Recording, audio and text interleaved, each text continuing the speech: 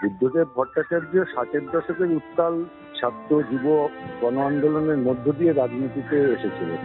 এবং তিনি তো শুধু মুখ্যমন্ত্রী না,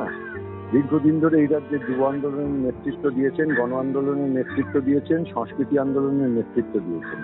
এবং দীর্ঘদিন তিনি বিধানসভায় ছিলেন, দীর্ঘদিন মন্ত্রী ছিলেন, অবশেষে মুখ্যমন্ত্রী হয়েছিলেন। আজকে যখন মূল্যবোধের রাজনীতি কার্যত ধুলায় গড়াগড়ি খাচ্ছে, আদর্শহীনতাই যখন আজকের দিনের অনেক রাজনৈতিক দলের আদর্শ, সেই সময় এরকম সৎ এবং মূল্যবোধ সম্পন্ন মানুষ অত্যন্ত জরুরি এদের থাকা। ফলে পশ্চিমবাংলা এবং ভারতবর্ষের রাজনীতিতে একজন সৎ আদর্শবান কমিউনিস্ট হিসেবে এবং সংস্কৃতিবান মানুষ হিসেবে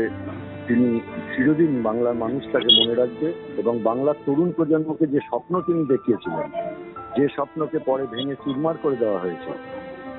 নিশ্চয়ই এখন বাংলার তরুণ প্রজন্ম তা উপলব্ধি করে এবং আর সেই স্বপ্ন অর্থাৎ তরুণ প্রজন্মের হাতে কাজ, উন্নত বাংলা পরিস্থিতি তৈরি করবার শপথই নিতে হবে তার প্রয়াণের দিনে শ্রদ্ধা জানাবার জন্য।